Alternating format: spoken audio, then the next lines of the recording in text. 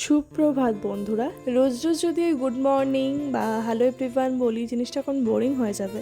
তাই ভাবলাম একটু অন্যরকমভাবে ভিডিওটা স্টার্ট করি। আমার আজকের ভিডিওটা শুরু হয়েছে একদম সকাল থেকে। ঘুম থেকে উঠে কী করলাম সারাটা দিন আজ তোমাদের সাথে সেটাই শেয়ার করব। আর একটা ব্যাপার কি জানো, আজকের ব্লগটা আমি তোমাদের সাথে আজকেই শেয়ার করব। তো চলো দেখতে থাকো ভিডিওটা। ঘুম থেকে উঠলাম তখন বাজে 8:30। এরপরে চার্জারটা খুলে নিলাম, মাথার কাছে ছিল। চার্জারটা আমি পরে অন্য জায়গায় গুছিয়ে রাখি, ওখানে রাখি না, রাতের বেলাতেই রাখি। এরপরে সব পর্দাগুলো খুলে দিলাম, একদম ঘরটাকে আলো করে দিলাম, অন্ধকার হয়েছিল। এরপরে নাইটিটা ছিল মেলা ব্যালকনির দিকে, তো নাইটিটা নিয়ে নিলাম পরবো বলে। আর এরপরে দরজাটাও খুলে নিলাম, মানে ঘরের যে মেন দরজাটা আমাদের সেটা। এরপরে একটু ওয়েদারটা দেখে নিচ্ছিলাম। আর এই হচ্ছে আমার ঘর। আমার ঘরটা তো ওলটপালট হয়ে রয়েছে, সকালে উঠলে তাই হয়, সকালবেলাটা কেমন ওলটপালট হয়ে যায়। এরপরে ভালো করে গুছিয়ে নিচ্ছিলাম। এখন যদি দুদিন ঠান্ডা ছিল তাই আমার তো ঢাকা লাগে, আমার সাথে সাথে ও মাঝের মধ্যে ঢাকা নেয়। তো এরপরে দেখতে পাচ্ছ গোছানো হয়ে গেছে। এদিকে আমি ঝাঁপ দিতে চলে এসেছি ব্যালকনির দিকে। ঘুম থেকে উঠেই ঘরটা আগে গুছিয়ে নিয়ে তারপরে আমি ভালো করে ঘরটা ঝাড় দিয়ে নিই, তারপরে মুছি পড়ে। তো এই যে দেখতে পাচ্ছ ঘরের সামনে আমার যে পা মোছাটা রাখা ছিল সেটা সরিয়ে ভালো করে ঝাড় দিয়ে নিচ্ছি ঘরটা। ল্যাচা দিয়ে বেশ ঝাড় দিতে ভালো লাগে বাইরেটা। তো বাইরেটা একটু ভালো করে ঝাড় দিয়ে নিলাম, ঝাড় দিয়ে চলে গেলাম বাথরুমে নাইটিটা চেঞ্জ করার জন্য। এরপর নাইটিটা চেঞ্জ করে কেচে চলে গেছিলাম ব্রাশ করতে। ব্রাশ করার পর একটু চা করতে চলে গেলাম। ঘুম থেকে উঠে চা না খেলে আমার একদমই হয় না। আমার বর আর আমি একসাথেই চা খাই, দুজনে একসাথে। আমি ঘুম থেকে উঠি তারপরেও চা খাই, ও একটু আগে উঠে যায় আমার আগে। জানো তো এই বিস্কুটটার নাম হচ্ছে চাকলি, খুব ভালো লাগে খেতে। এটা দিদির বাড়ি থেকে কিনে নিয়ে এসেছি। একটু জল খেয়ে নিলাম চা খাওয়ার আগে, আমার আবার চা খাওয়ার আগে জল খেতেই হয়। তো যাই হোক, এরপরে চলে গেছিলাম মেলে নিলাম নাইটিটা। আর কয়েকটা বাসন ছিল সেগুলো ভাবলাম মেজে নিই একবারে চায়ের বাসনের সাথে। তো মেজে নিলাম। আর এরপরে ভাবলাম যে ভাতটাও বসিয়ে দিই, তাড়াতাড়ি হয়ে যাবে। তাই ভাতটা আমি বসিয়ে দিয়েছিলাম এদিকে। তারপরে ভাবলাম যে ফ্যানটাও ঝরিয়ে নিই, যখন ভাতটা হয়ে গেছে। ভাতটা দেখতে দেখতে হয়ে যায়, বেশিক্ষণ লাগে না। তো এরপর ভাতের ফ্যানটাও ঝরিয়ে নিলাম। আর এরপরে শাশুড়ি মা সব রান্না করছিল। আর এই হচ্ছে আমি স্নান টান করে চলে এসেছি, একদম ফ্রেশ লাগছিল। স্নান করে একটু হাওয়া খেয়ে নিচ্ছিলাম আর এরপরে গান করছিলাম। কি গান করছিলাম বলো তো? এই গানটা কিন্তু খুব ট্রেন্ডিং এখন চলছে, গানটা বেশ ভালোই লাগছে। এরপরে সিঁদুর পরে নিলাম স্নান করে উঠে। আর এরপরে টিপটাও পরে নিলাম। টিপ আর সিঁদুরটা না পরলে কেমন জানি একটা ফাঁকা ফাঁকা লাগে। এরপরে আমি যখন মেলতে আসি বাইরে, অনেক কিছুই কেচেছিলাম। তো কাচার পর আমি ভাবছি যে দড়িটা কেমন লাগছে, দড়িটা কঠিনই হয়ে গেছে, একটু মানে ঝুলে ঝুলে গেছে। তাই আর কি ভাবলাম যে একটু দড়ি টাঙাই ভালো করে। তো এইটা না খুব শক্ত একটা দড়ি, তাই ভাবলাম যে এটাই টাঙানো যাক। তাই আমি চেয়ার নিয়ে এসে ভালো করে বেঁধে টাঙাচ্ছি, দেখতেই পাচ্ছ বাড়িতে বর ছিল না। তাই ভাবলাম যে আমি করি, আর টুকটাক এইসব কাজ আমার করতে নিজেরই ভালো লাগে, সেই কারণে আমি দড়িটা টাঙিয়ে নিলাম বেশ টান টান করে। এবার মেলে কতটা শান্তি লাগছে, কি হয়েছিল দড়িটা। তো এরপরে বেশ কিছু জামা কাপড় কেচেছিলাম, সব আমারই কেচেছিলাম, আজকে আর বরের কিছু কাচেনি।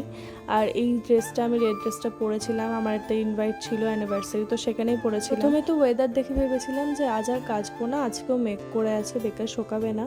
ভাগ্যিস কেচেছিলাম, দেখলাম যে সব কিছু শুকিয়ে গেছে। ওয়েদারের মানে আশায় যদি বসে থাকতাম যে বৃষ্টি হবে বলে, তাহলে কিন্তু বেকারই হতো, আমার কাচাও হতো না। তো এরপর দেখলাম শ্বশুরমশাই যে মেশিনটা আছে আমাদের সেলাই করা সেটা বার করেছে। তাই আমি কিছু জামা কাপড় ছিল, যেমন শাড়ি ছিল, একটা কুর্তি ছিল, সেগুলো নিয়ে ভাবলাম যে নিচে যাওয়া যাক। তো শাড়িগুলো নিয়ে যাচ্ছি তার কারণ হচ্ছে ব্লাউজ পিসগুলো কাটবো, কারণ যখন ব্লাউজ বানাতে দিতে যাব তখন আবার শাড়িগুলো বয়ে নিয়ে যেতে হবে। তাই ভাবলাম যে শ্বশুরমশাইকে দিয়ে একবারে ব্লাউজ পিসগুলো কাটিয়ে নিই। আর হাতে একটা কুর্তি দেখতে পাচ্ছ, সেই কুর্তিটা হচ্ছে যে আমার ছিঁড়ে গেছিলো, তা একটু সেলাই করে নিলাম, মানে কল চালিয়ে নিলাম। আর এই যে দেখতে পাচ্ছ শাড়িগুলো সব ব্লাউজ পিস কেটে দিয়েছে, এটারও ব্লাউজ পিস কাটা হয়েছে। তো ভাবলাম একটু গুটিয়ে সেলাই করে নিই, তাহলে দেখতে ভালো লাগবে। ব্লাউজ পিস কাটার পর কেমন জানি হয়ে যায় দুটো সাইডই, তো এক সাইড তো কেমন হয়েছিল, তাই দু সাইড ভালো করে সেলাই করে নিলাম, দেখতেও ভালো লাগছে। আর এই শাড়িটা আমার খুব পছন্দের, মানে পরে খুব আরাম শাড়িটা। তো যাই হোক, এই যে দেখতে পাচ্ছ শাড়িগুলো উপরে নিয়ে এসে ভাঁজ করে ভালো করে গুছিয়ে রেখে দিচ্ছিলাম। হলুদ শাড়িটা না আমার খুব পরার ইচ্ছে, বাট সেরকম সুযোগ হচ্ছে না যে পরবো।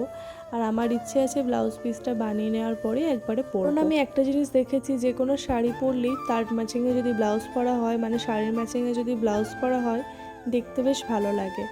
তো তো তাই ভাবলাম যে কটা ব্লাউজ বানাতে দিয়ে আসবো, সামনে পুজোও আসছে। আর এই দিকে চলে গেছিলাম ডিম ভাজতে। তো প্রথমে তেল দিয়ে দিলাম কড়াইতে গরম হওয়ার জন্য। আমি কিন্তু ডিমে কখনোই হলুদ দিই না, তো আমার শ্বশুর বাড়ির লোকেরা দেয়, বললো যে আষ্টে যে গন্ধটা হয় সেটা থাকবে না। তাই এবার থেকে তাই আমি কিছুদিন ধরে ডিম করলে হলুদটা দিই, সামান্য একটু হলুদ। তোমরা কারা কারা ডিমে হলুদ দাও কমেন্টে কিন্তু অবশ্যই জানিও। আমি তো শুধু লবণই দিতাম। তো যাই হোক, এরপরে আমি যে ডিমটা ভাজছিলাম সেটার দেখো অবস্থা কি হয়ে গেল, উল্টাতে গিয়ে ভেঙে গেল। পরে দুপুরে খেতে বসে পড়েছিলাম। আজকে আমাদের দুপুরের খাবার ছিল করলা ভাজা, তার সাথে আলু ভাজা, মুসুরির ডাল, লেবু, আর ছিল ডিম ভাজা, আর ছিল পটল ভাজা, আর তার সাথে ছিল আমড়ার চাটনি। ছিল আজকের দুপুরের মেনু আমাদের, দেখতেই পাচ্ছ। তো এরপরে খাওয়া দাওয়া করে ভাবলাম যে আর একটা ডিম ভেজে নিই, কারণ বর আসবে বললো কিছুক্ষণের মধ্যেই, তাই ভাবলাম যে ডিমটা ভেজে রাখি। তো এই যে দেখতে পাচ্ছ ডিমটা ভাজছিলাম, ও ডিমটাতে একটু বেশি করে লঙ্কা দিয়েছিলাম, ও আবার একটু লঙ্কা বেশি খেতে ভালোবাসে, লঙ্কা পছন্দ করে, আমি অত পছন্দ করি না। তো এই ডিমটা দেখো বেশ ভালোই ভাজা হয়েছে। আমি তো ডিম ভাজি, বাট ওইটা কি জানি উল্টে গেল, একটু বেশি বড় করে দিয়েছিলাম আর পাতলা ছিল, ওই জন্য আর কি জিনিসটা ওরকম হয়ে গেল, ওই ডিমটা। এরপরে আমি ছোট্ট করে ডিমটা ভেজে নিলাম, এরপরে বরকে খেতে দিয়ে দিয়েছিলাম, যে দেখতে পাচ্ছ সাজিয়ে। আর এরপরে দুপুরে একটু ঘুমিয়ে নিলাম, দুপুরে আবার না ঘুমালে আমার একদমই হয় না। এরপরে ওই 6টার দিক করে উঠে গেলাম, কেউ বলবে যে তখন 6টা বাজছিল। থেকে উঠে চলে গেছিলাম ছাদে, যা যা জামা কাপড় ছিল মেলা সেগুলো তুলতে। দেখলাম যে কিছু কিছু জামা ভিজে আছে আর কিছুটা করে ভিজে আছে, খুব বেশি ভিজে নেই।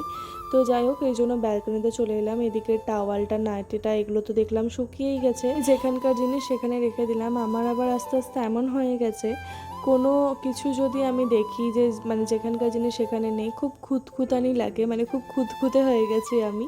তাই এই যে দেখতে পাচ্ছ নাইটিগুলো যেখানে থাকে সেখানে রেখে দিলাম। গামছাটা তো বর যেমন তেমন করে রেখে দিয়েছিল, আমি গোছালাম। ও তো খালি নোংরা করতে ব্যস্ত থাকে। এরপরে যেগুলো ভিজে ছিল সেগুলো আবার মেলে দিলাম, এগুলো সারা রাত রাখলেই শুকিয়ে যাবে।